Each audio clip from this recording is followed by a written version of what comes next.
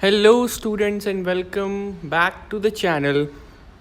Today, we will start the chapter number 1, Class 8 Geography, that is Resources.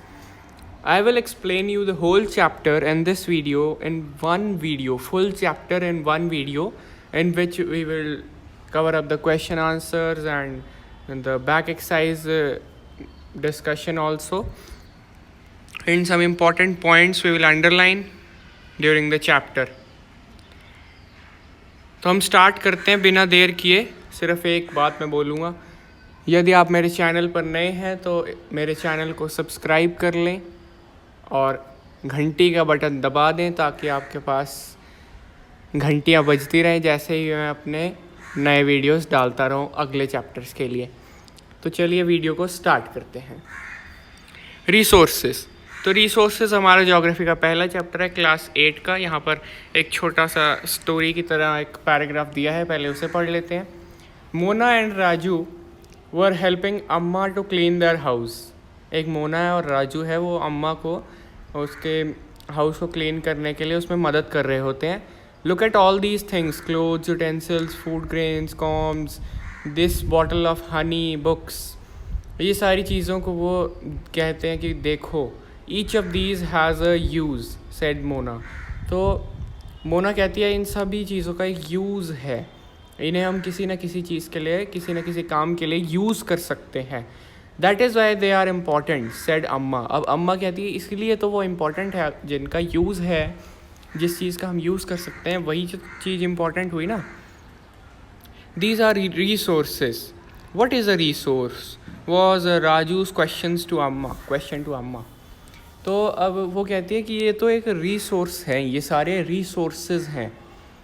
तो फिर अम्मा से राजू एकदम पूछता है कि ये रिसोर्स होता क्या है. What is a resource? Anything that can be used to satisfy a need is a resource, replied Amma. अब इस छोटे से 4 लाइनों में आपको पता लग गया कि रिसोर्स होता क्या है. ऐसी कोई भी चीज़ जो ह्यूमन नीड को, ह्यूमन वांट को, इच्छा को, हमारी इच्छा को सेटिस्फाई कर सके. अगर मान लो आपकी इच्छा है कि आपको एक टॉय कार चाहिए या रिमोट कंट्रोल्ड कार चाहिए, तो अगर आपके फादर आपको वो लेके दे दें तो वो एक रिसोर्स हो गया आपके लिए.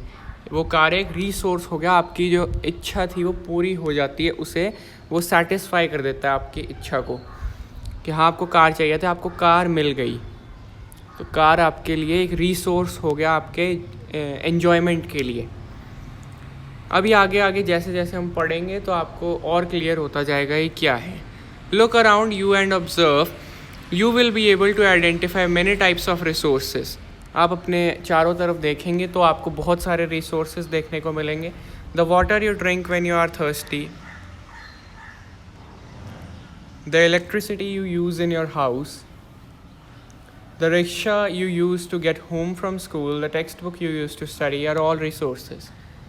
जो पानी आप पीते हैं, जो बुक्स आप पढ़ते हैं, जो फ़ोन से आप मेरी वीडियो सुन रहे हैं, देख रहे हैं, जिस रिक्शा पे आप घूमते हैं, अब तो खैर बहुत कम घूम रहे होंगे इस समय में. तो your father has prepared a tasty snack for you, the fresh vegetables he has used is also. ये सारी चीज़ें एक रिसोर्स हैं जो भी हमारी कुछ ना कुछ करके हमारे को सेटिस्फैक्शन दे रही हैं किसी भी वे से, वो एक रिसोर्स है. Water, electricity, rickshaw, vegetable and text book have something in common. They have all been used by you, so they have a utility. जिस भी चीज़ का कोई यूज़ हो तो उसके पास एक कैरेक्टरिस्टिक होती है, वो कहते हैं यूटिलिटी. यूटिलिटी और usability is what makes an object और सब्सटेंस अ रिसोर्स. जिस भी चीज़ का कोई यूज़ है मतलब उसकी यूटिलिटी है. यूज़ को ही यूटिलिटी कह दिया बस. जिसका कोई यूज़ है मतलब उसकी यूटिलिटी है. तो यूटिलिटी और यूजेबिलिटी, यूज़ या यूटिलिटी ही एक ऑब्जेक्ट को या सब्सटेंस को एक रिसोर्स में कन्वर्ट करती है. अगर एक पूरा घर बना हुआ है लेकिन उसको ख़रीदने को कोई तैयार नहीं है, उसमें रहने को कोई तैयार नहीं है, उसकी सेटिस्फेक्शन कोई सेटिस्फाई हो नहीं पा रहा है उससे, कोई पानी आ रहा है लेकिन वो पानी कोई पी नहीं रहा है, वो पी कर किसी को सेटिस्फेक्शन मिल नहीं रही है, आप एक वीडियो को, मेरी वीडियो को तो शायद आपको देखकर सेटिस्फेक्शन हो रही होगी, आप मुझे कमेंट में बताना ज़रूर लेकिन यदि आपको कोई वीडियो देखकर सेटिस्फेक्शन नहीं होती है तो वो भी एक रिसोर्स नहीं है आपके लिए। जिस भी चीज़ को आप यूज़ करते हैं और उससे आपको सेटिस्फेक्शन होती है, वही एक रिसोर्स होता है। How does something become a resource? Raju now wanted to know कि एक सब्सटेंस को रिसोर्स कैसे बना सकते हैं, राजू को अब जानना था। अम्मा told the children that things become resources only when they have a value. किसी भी चीज़ की जब वैल्यू होगी तभी उसको रिसोर्स मानेंगे ना, जब किसी का यूज़ होगा, यूटिलिटी होगी, जिससे वैल्यू होगी। ये सिर्फ थोड़ा सा कंफ्यूज करने के लिए लिखा हुआ और कुछ भी नहीं है। जब आप किसी के यूज़ करेंगे, जब आपको पानी पीना है, उससे आपको सेटिस्फेक्शन मिल रही है, तो उसके लिए उसकी पानी की वैल्यू है ना आपके लिए। अब एक वीडियो को आप यहाँ तक अगर देख रहे हैं तो आपको मतलब पहले से समझ आ रहा है ना यहाँ तक, तो इस वीडियो को देखने से आपको सेटिस्फेक्शन मिल रही है, आप इसको यूज़ कर रहे हैं और इसकी आपको वैल्यू है, तभी आप यहाँ तक देख रहे हैं और आगे भी शायद देखेंगे और मेरे चैनल को और सब्सक्राइब भी करेंगे। तो इसी का मतलब है एक यूटिलिटी और उससे बनती है वैल्यू, और वैल्यू से ही एक रिसोर्स माना जाता है किसी भी सब्सटेंस को।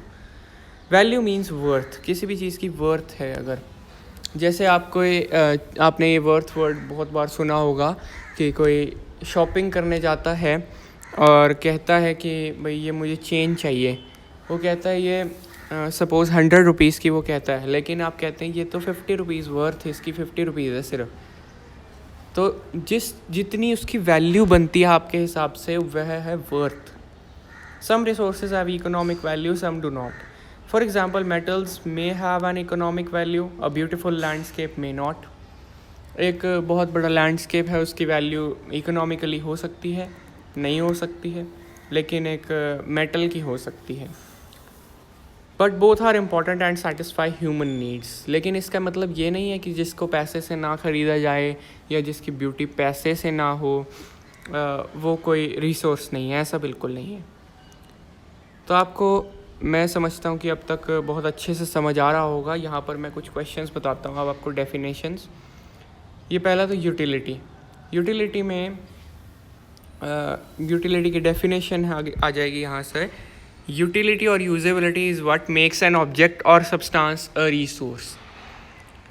ये हमारी पहली डेफिनेशन है। दूसरी है वैल्यू। वैल्यू मीन्स वर्थ, बस simple. Some resources can become economically valuable with time. Your grandmother's home remedies have no commercial value today, but if they are patented and sold by a medical firm tomorrow, they could become economically valuable. अब यदि आज किसी चीज़ की value नहीं है तो इसका मतलब ये नहीं है कि फ्यूचर में भी उसकी वैल्यू कभी नहीं होगी।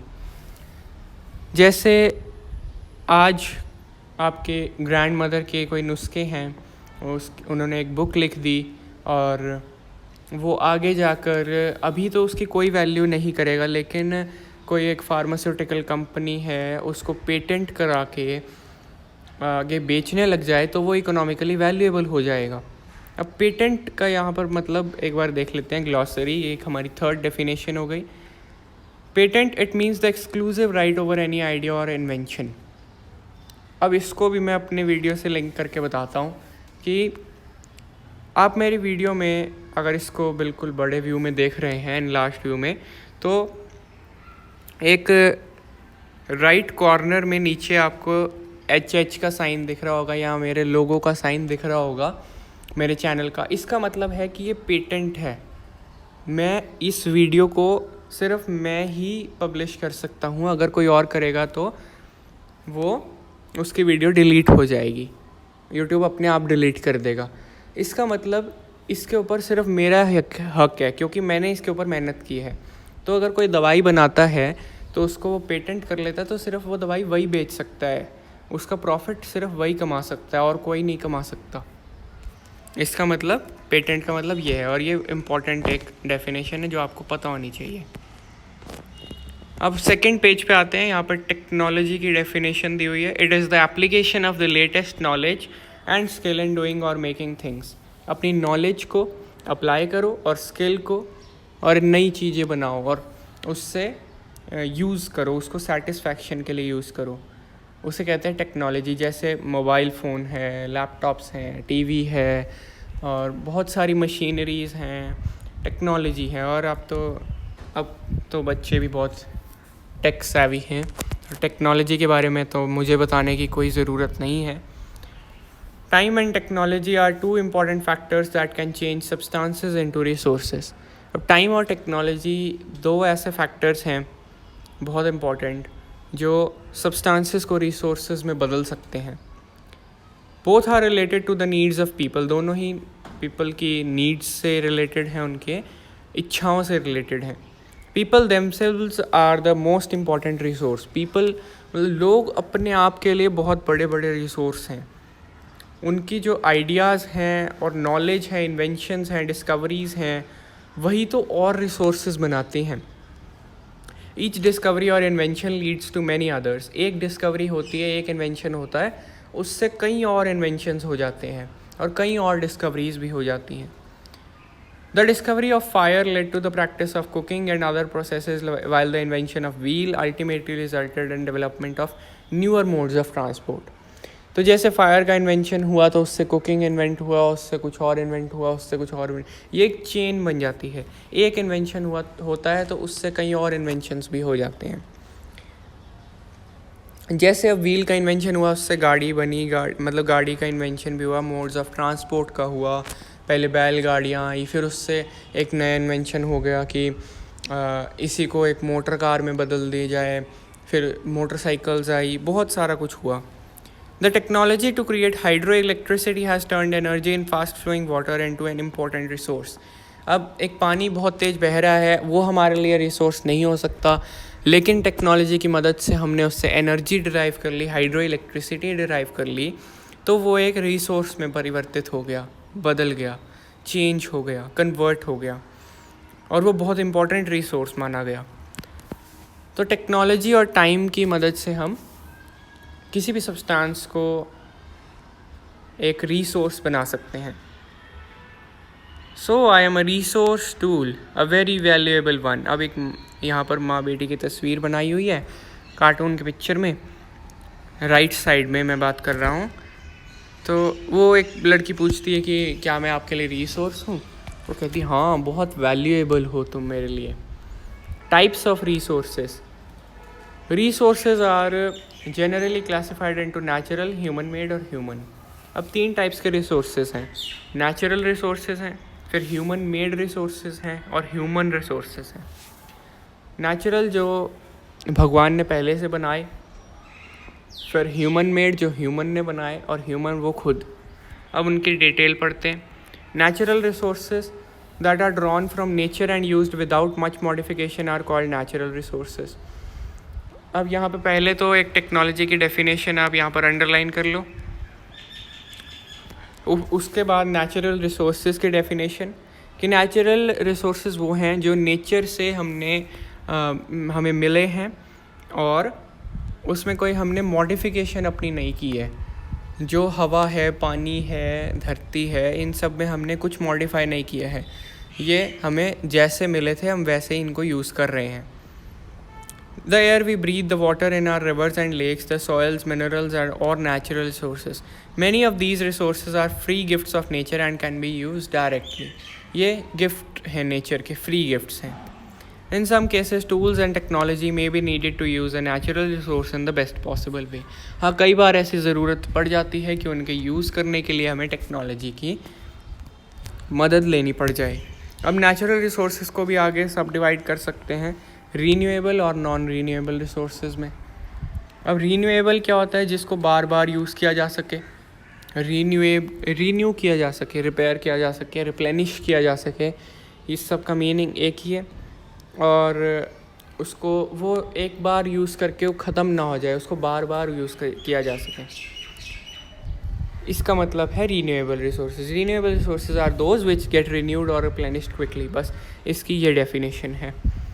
ये अनलिमिटेड भी होते हैं और ह्यूमन एक्टिविटीज़ से अफेक्ट इनको कोई नहीं होता है। जैसे कि सोलर एनर्जी है, विंड एनर्जी है और वाटर, सॉइल, फॉरेस्ट, इनके स्टॉक पे इफ़ेक्ट नहीं होता। तो वाटर एक अनलिमिटेड रिसोर्स है, रीन्यूएबल रिसोर्स है, ये सारे रीन्यूएबल हैं। नॉन रीन्यूएबल मतलब which have a limited stock, जिनके पास एक लिमिटेड स्टॉक है, वो अनलिमिटेड नहीं है, वो बार बार यूज़ नहीं किए जा सकते, एक बार यूज़ किया फिर कई साल तक उसको यूज़ नहीं कर सकते। जैसे कि कोल है, पेट्रोलियम है, ये सारे नॉन रीन्यूएबल हैं। वुड है, ये ह्यूमन की एक्टिविटीज़ से बिल्कुल और बिल्कुल भी होते हैं अफेक्टेड। रीन्यूएबल नहीं होते हैं और नॉन रीन्यूएबल होते हैं। अब आगे चलते हैं थर्ड पेज पे। इसकी नॉन रीन्यूएबल की मुझे लगता है आपने खुद ही डेफिनेशन कर ली होगी, अंडरलाइन नहीं किया तो कर लेना। ग्लॉसरी में यहाँ पर लिखा है स्टॉक ऑफ रिसोर्स, इसकी भी definition, it is the amount of resources available for use. बस कुछ भी नहीं है, जितने रिसोर्सेज अमाउंट है पड़ी हैं अवेलेबल, उसको कहते हैं स्टॉक ऑफ रिसोर्सेज। जैसे कि किसी भी कोई बिज़नेस हो, उसमें कितना हम सामान हमारे पास पड़ा है स्टॉक में, सुना होगा ये वर्ड आपने कई बार, तो उसे कहते हैं stock of resources. Coal, petroleum और नेचुरल गैस नॉन रीन्यूएबल है। The distribution of natural resources depends upon number of physical factors like terrain, climate and altitude. The distribution of resources is unequal because these factors differ so much over the earth. अब चलते हैं human made resources पे। Human made resources मतलब जो हमने बनाए, इंसान ने बनाए। नेचुरल रिसोर्सेज को मॉडिफाई किया, उनको ओरिजिनल फॉर्म से बदल के चेंज किया और फिर हमने बनाए human made resources. Sometimes natural substances become resources only when their original form has been changed. Iron ore was not a resource until people learn to extract iron from it. अब iron तब तक एक resource नहीं था जब तक, iron ore एक resource तब तक नहीं था जब तक उसमें से आयरन हमें निकालना नहीं आया। People use natural resources to make buildings, bridges, roads, machinery, vehicles, which are known as human-made resources. अब human-made resources क्या है? जो people natural resources को use करके उन्हें उनकी form को change करके फिर उन्हें अपने satisfaction के लिए use करते हैं, उन्हें कहते हैं human-made resources। इसकी definition भी आपको लिखनी है और underline करनी है। टेक्नोलॉजी भी एक human-made resource ही है, हमने पहले भी पढ़ा। So people like us use natural resources to make human-made resources, said Mona, nodding and understanding. Yes, said Raju. तो वो आपस में बात कर रहे हैं कि जो हम यूज़ करते हैं नेचुरल रिसोर्सेज को अपने सेटिस्फैक्शन के लिए मॉडिफाई करके, तो वही है ह्यूमन मेड रिसोर्सेज। वो कहते हैं हाँ। फिर ह्यूमन रिसोर्सेज की हम एक ऐसे रिसोर्स कैसे हैं?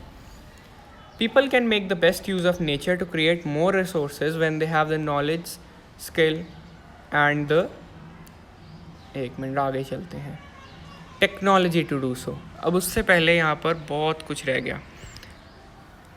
Crops ruined due to drought. Can I find a solution? That's it.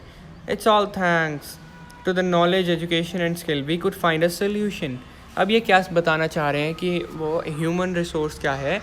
Knowledge है, हमारी स्किल है और हमारी टेक्नोलॉजी की मदद से हम कुछ भी कर पाते हैं, बहुत सारी चीज़ें कर पाते हैं। यही है ह्यूमन रिसोर्स, हमारी नॉलेज और स्किल और टेक्नोलॉजी। अब ह्यूमन रिसोर्स का क्या है डेफिनेशन? यहाँ पर बॉक्स में दिया है, डू यू नो वाले में।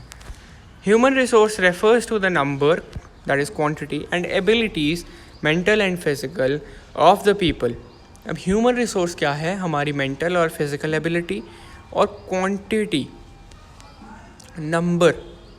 दो there are differing views regarding treatment of humans as a resource, one can not deny the fact that it is skills of human that help in transferring the physical material into a valuable resource. मतलब इसका मतलब ये है कि बहुत सारे लोग का आपस में विवाद चलता है, आपस में वो बहसें होती हैं कि ह्यूमन को एक रिसोर्स माना जाए कि ना माना जाए। लेकिन आप एक बार मुझे कमेंट में बताइए कि ह्यूमन को एक रिसोर्स मानना चाहिए कि नहीं मानना चाहिए, आपका क्या व्यू है, और मैं आपके कमेंट का ज़रूर इंतज़ार करूँगा अगर आप वीडियो को यहाँ तक सुन रहे हैं तो ह्यूमन रिसोर्स। फिर उसके बाद मैं कमेंट में ही एक बाद में बताऊँगा कि ह्यूमन एक रिसोर्स मेरे व्यू में माना जाना चाहिए या नहीं। तो इसमें तो लिखा है कि हम इस फैक्ट को तो डिनाई नहीं कर सकते कि ह्यूमन की नॉलेज, स्किल और टेक्नोलॉजी की मदद से ही हम सब्सटेंसेस को एक रिसोर्स में बदल पाते हैं. That is why human beings are a special resource. People are human resources. Education and health help in making people a valuable resource. अब हमें कौन रिसोर्स बनाता है? एक हेल्थ हमारी और education. Improving the quality of people's skills so that they are able to create more resources is known as human resource development. अब ये बहुत इंपॉर्टेंट डेफिनेशन है कि इसको आप अंडरलाइन कर लीजिए. Improving the quality of people's skills so that they are able to create more resources is known as human resource development. यहाँ पर अगर अंडरलाइन का ऑप्शन है तो मैं कर लेता, लेकिन है नहीं यहाँ पर, तो आप कर लीजिए. ये इंपॉर्टेंट डेफिनेशन है ह्यूमन रिसोर्स डेवलपमेंट, ये पूछी जा सकती है.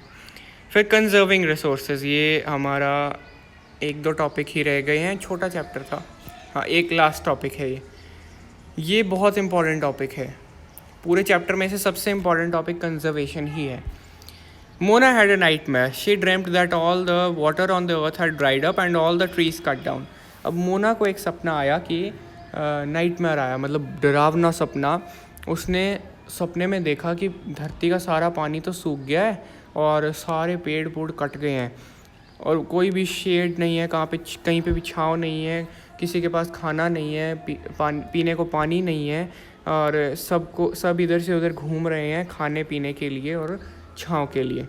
She told her mother about the dream. वो अपनी मम्मी को बताती है, अम्मा को, और पूछती है कि अम्मा can this really happen, she asked.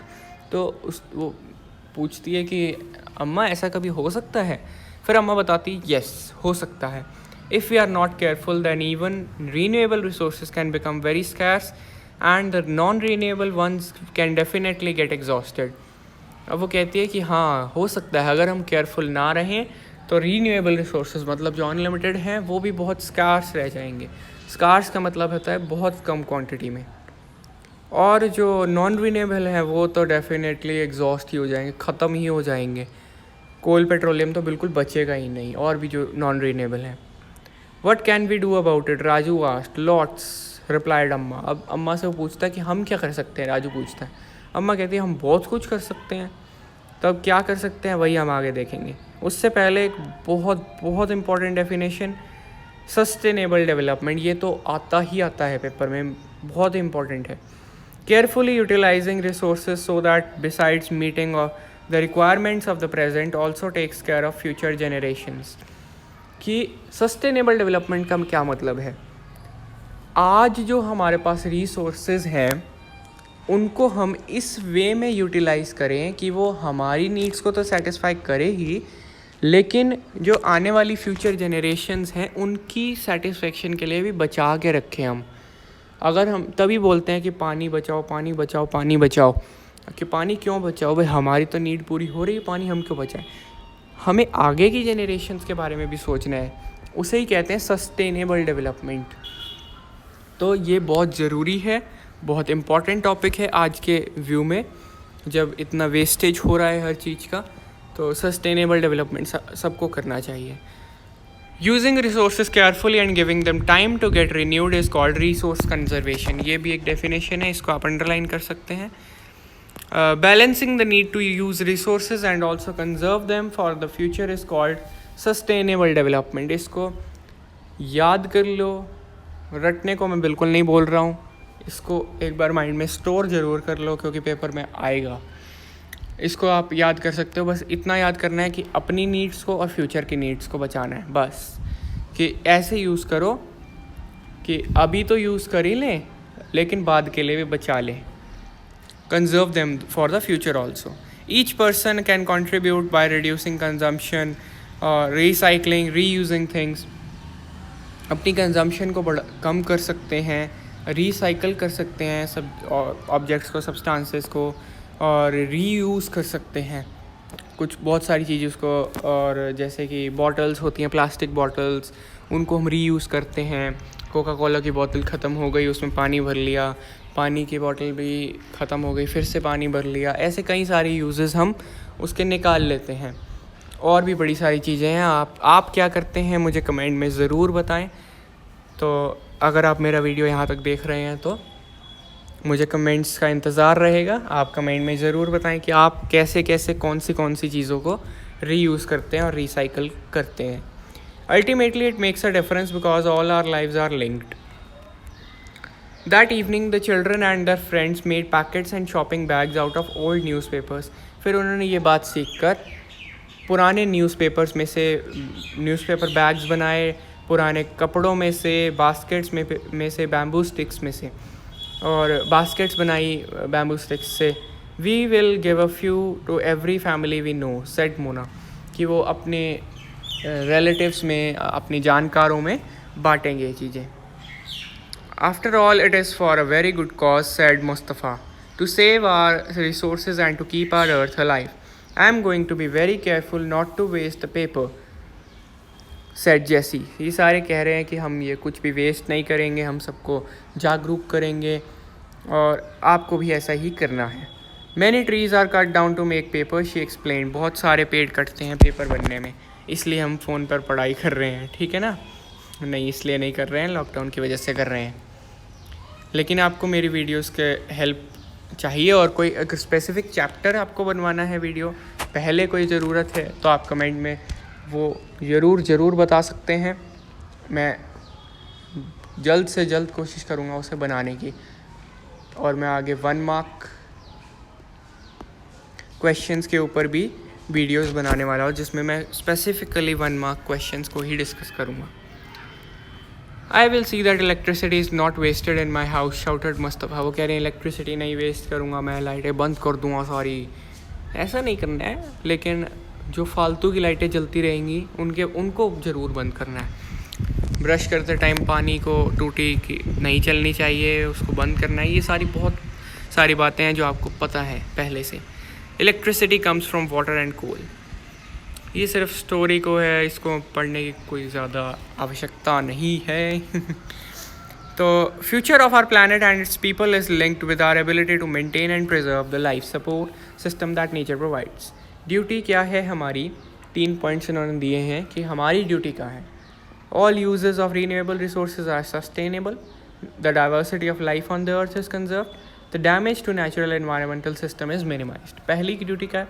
Renewable resources को सस्टेनेबल वे से यूज़ करना, मतलब फ्यूचर की नीड्स के लिए भी बचाना और अपनी भी नीड्स को पूरा करना। फिर diversity of life on earth is conserved. Diversity क्या है? बायोडाइवर्सिटी भी है, वैसे भी डाइवर्सिटी है कि मतलब फ्लोरा और फौना, एनिमल्स, प्लांट्स को सबको बचा के रखना, ठीक है। और नेचुरल जो हमारा एनवायरमेंटल सिस्टम है उसके जो डैमेज हो रही है, पोल्यूशन वगैरह, उसको मिनिमाइज़ करना, उसको कम से कम करना। Some principles of sustainable development, इनको आपको याद रखना चाहिए। ये भी आपके 3 to 4 मार्क्स में पूछे जा सकते हैं। तो अगर आपको 5 नहीं याद रहे तो मिनिमम 3 तो आपको याद रहने चाहिए। Respect and care for all forms, ये बहुत आसान है, इसमें कोई मीनिंग नहीं है, सिर्फ बहुत बेसिक सी चीज़ें हैं। Improve the quality of human life, conserve the earth's vitality and diversity, minimize the depletion of natural resources, change personal attitude and practices towards the environment. हमें अपना रुख बदलना चाहिए एनवायरनमेंट की तरफ। Change personal attitude, enable communities to care for their own environment. 5 ही आप याद कर लें तो ज़्यादा अच्छा है। कई बार ऐसे क्वेश्चन आता है कि define sustainable development and write some principles of sustainable development, और साइड में 5 लिख देते हैं उठा के 5 मार्क्स का, और आपके होश उड़ जाते हैं कि अब क्या लिखें। डेफिनेशन तो आप लिख देते हैं, फिर उसके बाद ये 5 याद नहीं होते, 2 या 3 लिख के आते हैं, फिर 5 में से वही फिर 3-4 नंबर। तो इसलिए आप 5 याद कर लें तो ज़्यादा अच्छा है। इसमें कुछ याद करने वाला पूरे चैप्टर में है ही क्या, 5-6 डेफिनेशंस है और ये 5 पॉइंट्स हैं, तो कर लो क्या है। फिर ये कुछ क्वेश्चन आंसर्स हैं, इनको थोड़ा सा अगर पढ़े तो ये वैसे हमने कर लिया है पूरे चैप्टर में, इसकी कोई दिक्कत नहीं है। अगर आपको कोई दिक्कत आती है तो कमेंट में बताइए, मैं बता दूंगा आंसर।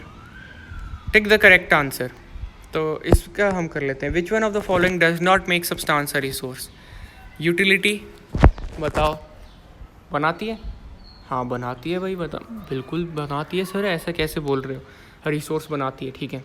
वैल्यू वो तो आती ही यूटिलिटी से है, तो वो तो बनाएगी ना। हाँ बनाती है। अब सी क्वांटिटी बचता तो क्वांटिटी है, इसको ही कर दें क्या? ऐसे नहीं करना है, लेकिन समझ के करना है। क्वांटिटी मतलब जितनी ज़्यादा क्वांटिटी है उतना रिसोर्स बिल्कुल नहीं है, ऐसा बिल्कुल नहीं होता है। अब ज़्यादा क्वांटिटी में तो पोल्यूशन भी है, लेकिन पोल्यूशन हमारे लिए रिसोर्स थोड़ी ना है, वो तो हमारे लिए एक बेन है, हमारे लिए एक श्राप है। तो क्वांटिटी आएगा पहले का। Which one of the following is a human made resource? Medicines to treat cancer, spring water, tropical forests. Medicines to treat cancer, क्योंकि वो हमने नेचर से या कैसे भी केमिकल्स से बनाई है, वो हमें नेचर में कहीं नहीं ऐसे मिलती है। मेडिसिन्स तो नहीं मिलती हैं, बाकी चीज़ें तो मिलती हैं, सब्जी फल तो, लेकिन मेडिसिन्स नहीं मिलती। Complete the statement. Non readable resources are those which have limited stock made by human beings derived from non living things. तो इसका ए आएगा कि जो लिमिटेड स्टॉक है। और कोई भी क्वेश्चन हो, कोई भी आपको चीज़ ना समझ में आई हो, वो आप पूछ सकते हैं। कोई वीडियो और बनवानी हो वो कह सकते हैं। और आपको अगर मेरा वीडियो पसंद आया हो तो लाइक बटन ज़रूर दबा दें, उससे मुझे बहुत प्रोत्साहन मिलेगा।